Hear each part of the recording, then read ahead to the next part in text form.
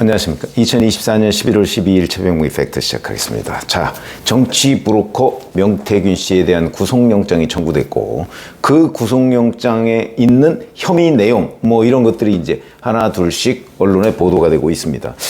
대체적으로 보면 검찰은 명태균 씨가 지방선거 출마자 하고, 그 다음에 김영선 전 의원으로부터 정치자금을 받았다. 물론 명목은 여론조사 비용 이런 명목으로 받았다 하는 그런 혐의로 구속영장을 청구한 거고요. 그러니까 명태균 씨의 책임을 분명하게 언급한 거죠.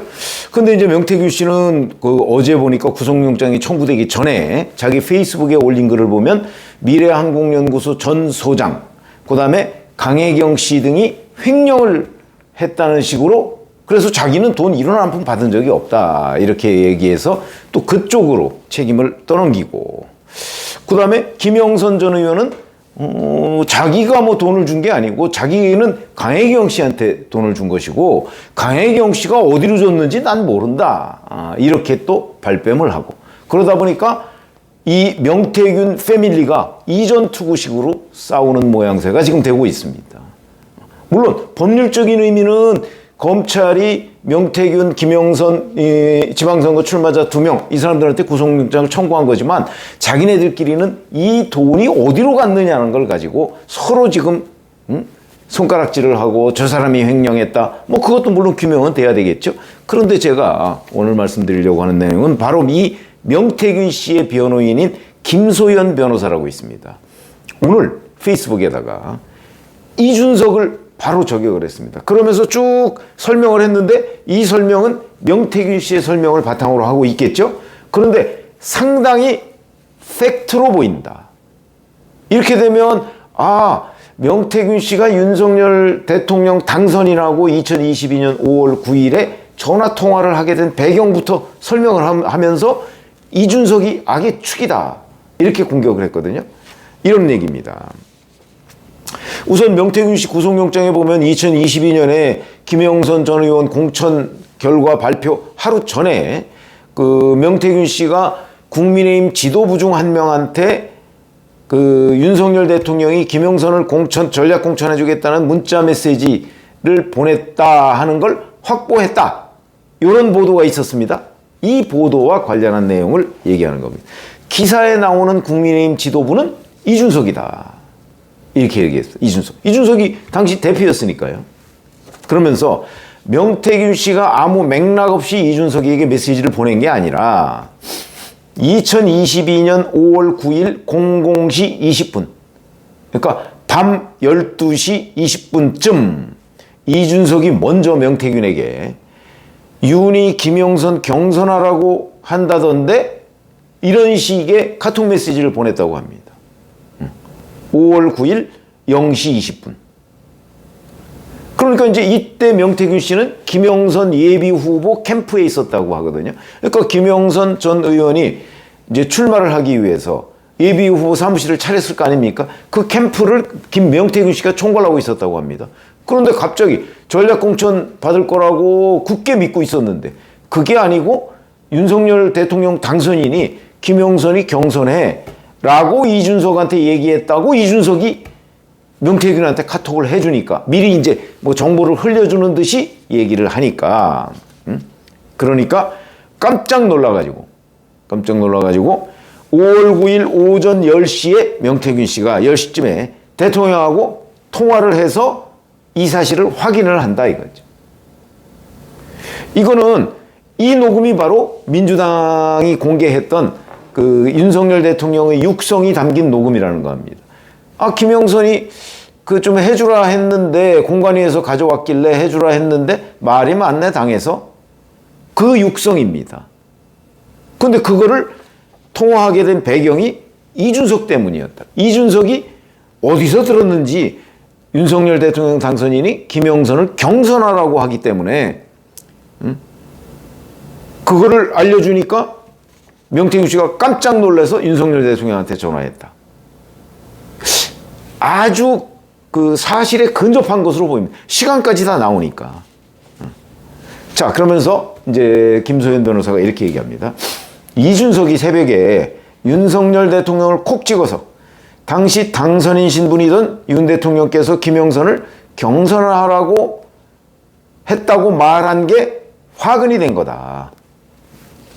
사실 다음 날인 2022년 5월 10일 9시, 오전 9시경에 보궐선거 공천 결과 발표를 할 예정이었기 때문에 경선 자체는 이미 시간적으로 불가능한 상황이었는데, 그런데 이준석은 왜 명태균한테 저런 메시지를 보냈는지, 심지어 본인이 당대표여서 가장 빨리 공천 결과를 알 수 있는 지위에 있었는데도 굳이 하루 전 새벽에 메시지를 보내서 결국 명 씨로 하여금 대통령께 연락을 하고 녹음까지 하게 만든 것인지 참으로 의문이다. 이런 부분을 보면 약간 이준석의 공작, 그러니까 뭔가 윤석열 대통령을 함정에 빠뜨리려고 하는 이준석의 공작, 이런 뉘앙스로 지금 김소연 변호사가 이준석을 저격한 겁니다.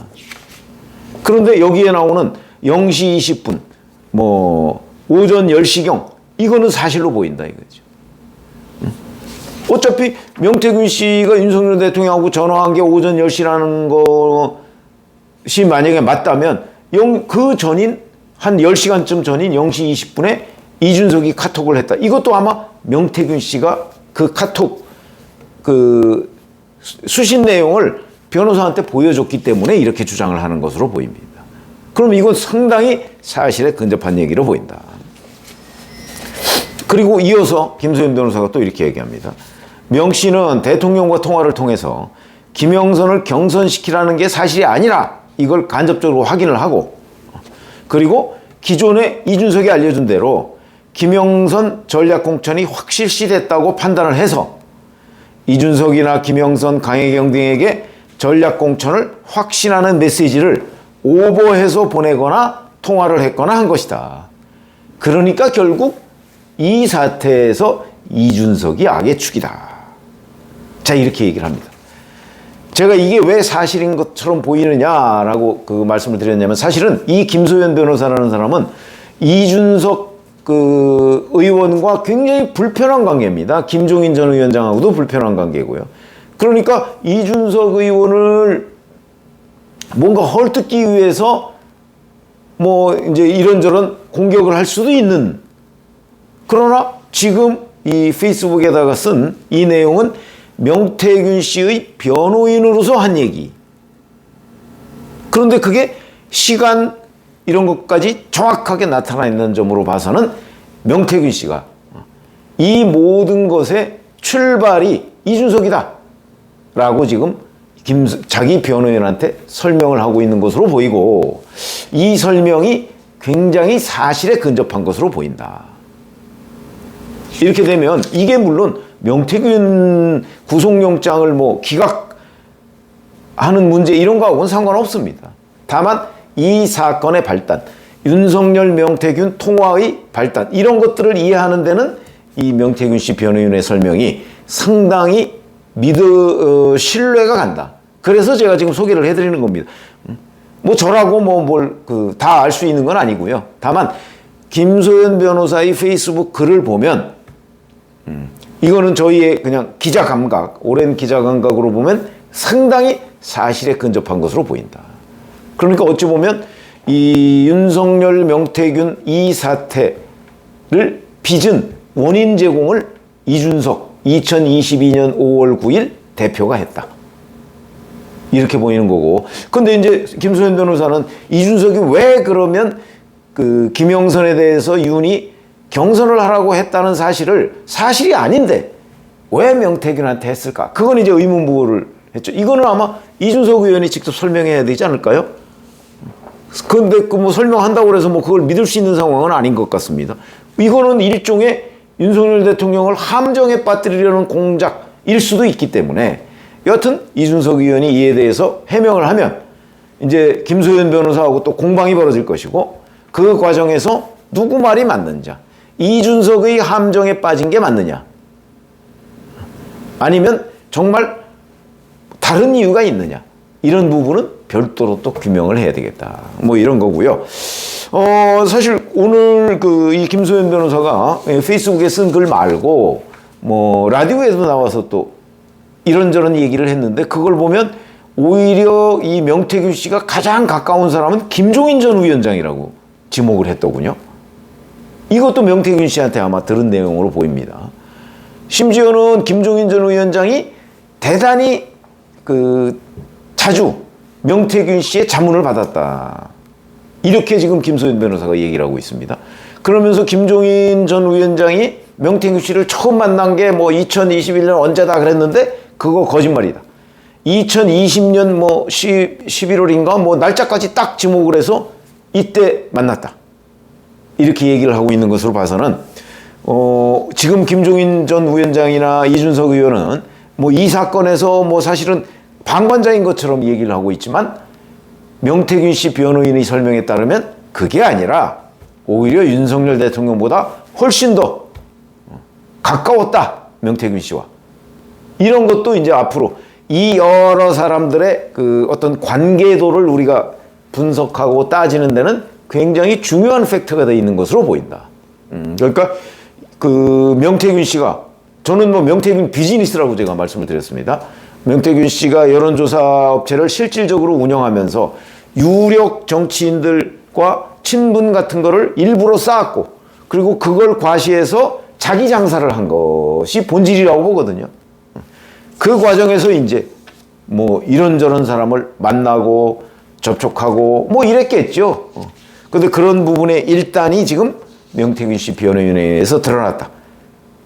그런데 그 변호인이 이준석 의원을 지금 콕 집어서 이 사태의 발단이 이준석이다라고 했는데 제법 신뢰가 가는 주장이어서 앞으로 이 전체적인 그림을 이해하는데 좀 도움이 될 것 같아서 제가 소개를 해드렸습니다.